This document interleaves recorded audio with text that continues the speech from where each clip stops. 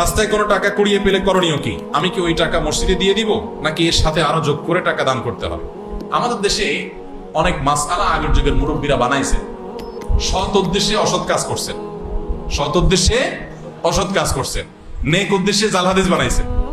এরকম অনেক বিষয় আছে।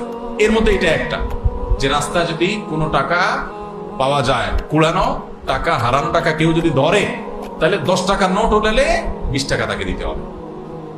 এটা একটা জাল হাদিস। এই জাল হাদিস যারা বানাইছেন তাদের একটা নেক নিয়ত ছিল। কি নিয়ত সেটা?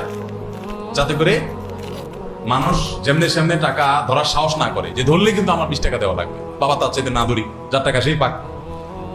এরকম বহু নেক উদ্দেশ্যে জাল হাদিস বানাইছে। যেমন রাতে যে আমাদের খাবারের প্লেট, এটা খায়া পানি, ধোয়া পানি, আগে গ্রামের আমরা মাটির ঘরে, টিনের ঘরে থাকতাম, তো এটা বাহিরে ফেলানো যাবে না রাত্রে, তাইলে ক্ষতি হবে। এই মাসালা যারা